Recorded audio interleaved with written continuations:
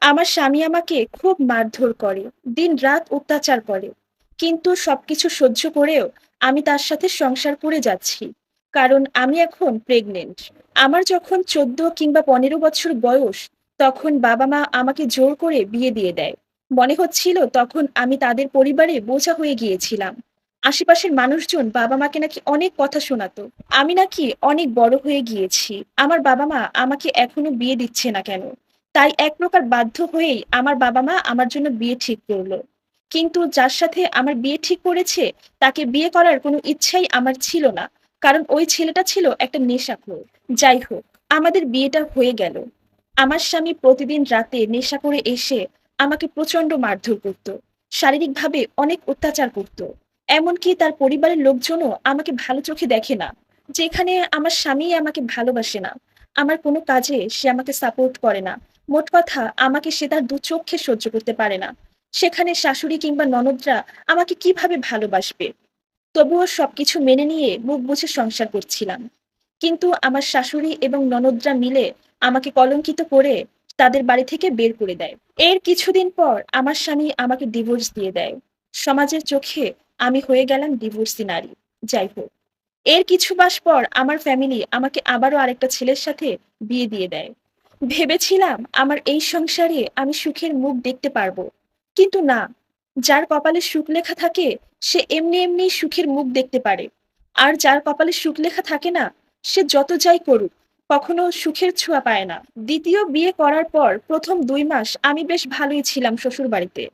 বাসার সব কাজ করতাম, কিন্তু শ্বশুরবাড়ির লোকজন আমাকে ভালোবাসতো। আমার অনেক সুনাম হয়েছিল। কিন্তু আমার শাশুড়ি মা একটু রাগী ছিলেন। সে কোনোভাবেই আমাকে ভালো থাকতে দিচ্ছিলেন না। সে কিছুতেই আমাকে সুখে সংসার করতে দিচ্ছিল না। খুব জ্বালাতন করত। আসলে কারো মৃত্যু কামনা করতে নেই। কিন্তু আমি নিরুপায়। সে যদি মরে যায়, তাহলে হয়তো আমি সুখে সংসার করতে পারবো। এখানে আমি আমার স্বামীর সাথে সংসারটা করতে চাই। কারণ প্রথম যখন আমার বাবা-মা আমাকে বিয়ে দিয়েছিল, সেখানে আমি স্বামীর সংসার করতে পারিনি। এরপর আমার বাবা-মা অনেক দেখে শুনে এখানে আমাকে বিয়ে দিয়েছিল। কিন্তু এখানেও যদি আমি সংসার করতে না পারি, তাহলে কি হবে আমার? তবে আমার স্বামী আমাকে অনেক ভালোবাসে, অনেক যত্ন করে। ২য় বার বিয়ে করার পরেও এমন একজন ভালো মানুষ নিজের জীবনসঙ্গী হিসেবে পাবো, সেটা কখনো কল্পনাও করিনি। কিন্তু শুধু স্বামী ভালো হলে কি হবে?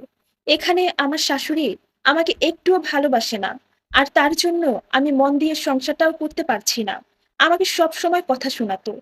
ইদানিং দেখছি আমার শাশুড়ির কথায় আমার স্বামীও সবকিছু বিশ্বাস করে। সে এখন মাঝে মাঝেই আমার সাথে খারাপ ব্যবহার করে। এই তো সেদিন আমার স্বামী বাইরে থেকে এসে আমার সাথে কোনো কথা না বলে ১ গ্লাস পানি চাইলো। আমিও তাকে তাড়াহুড়া করে পানি দিলাম। সে পানিটা খেয়ে আমার কাছে জিজ্ঞেস করলো, "আমার মা কোথায়?" আমি বললাম, "তোমার মা পাশের রুমেই আছে।" এই কথা শুনে সে রুম থেকে বের হয়ে মা, মা করে চিৎকার করে তার মায়ের রুমে গেল। সেখান থেকে তার মাকে নিয়ে আমাদের রুমে আসলো। আমার রুমে ডেকে এনে তাকে জিজ্ঞেস করে, "মা, তুমি কোথায় থাকো? আজকাল তোমাকে দেখতে পাচ্ছি না কেন?" তখন আমার শাশুড়ি বলে উঠলেন, "কিভাবে দেখতে পাবি? তোর বউয়ের জন্য আমি তো এই বাড়িতে ঠিকমতো থাকতেই পারছি না। তোর বউয়ের জন্য আমি তোর রুমেও আসতে পারি না। তোর বউ আমাকে তোদের রুমে আসতে মানা করে দিচ্ছে।" তার মুখে এই কথা শুনে আমি তার দিকে হা করে তাকিয়েছিলাম। আমি কখনো আমার শাশুড়িকে এ ধরনের কথা বলিনি।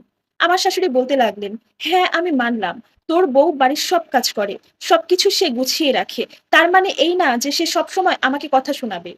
আমি নাকি আমার শাশুড়ি মাকে একদম সহ্য করতে পারি না। আমি নাকি সবসময় তাকে অনেক কথা শুনাই। তাকে আমি নির্যাতন করি। এমনকি আমি নাকি তাকে ঠিকমতো খেতেও দেই না। এই কথা শুনে আমি চুপচাপ আমার শাশুড়ির মুখের দিকে তাকিয়ে রইলাম। কারণ আমি কখনো তার সাথে এমন কোনো ব্যবহার করিনি। সেদিন ১ম বার আমার স্বামী তার মায়ের কথা বিশ্বাস করে আমার চুলের মুঠি ধরে আমাকে অনেক মারধর করল। আমি তাকে বললাম, "তুমি শুধুই আমাকে মারছো। তোমার মাকে আমি কখনো এই ধরনের কথা বলি নাই।" আমি আমার স্বামীকে বললাম, "তুমি কেন এরকম অকারণে আমার উপরে অত্যাচার করতেছো? আমি কি গরিব ঘরের মেয়ে বলে? এতদিন আমার শাশুড়ি আমাকে অত্যাচার করত। কিন্তু এখন আমার স্বামীও আমাকে ভালোবাসে না। সেও আমাকে অত্যাচার করে।" এরপর আমি মনে মনে ভেবে নিলাম, যদি কোনো মেয়ের কপালে সুখ লেখা থাকে, তাহলে সে সেটা ১ম জীবনেই অনুভব করতে পারে। আর যদি সুখ লেখা না থাকে, একটা কেন ১০ টা বিয়ে করলেও সুখের মুখ দেখতে পারবে না। আর এই সম্পূর্ণ স্টোরিটা একটা আপুর জীবন থেকে নেয়া। সবাই আপুর জন্য দোয়া করবেন। সে যেন আবারও সুখে সংসার করতে পারে। এই স্টোরির সাথে আমার বাস্তব জীবনের কোনো মিল নেই। ধন্যবাদ।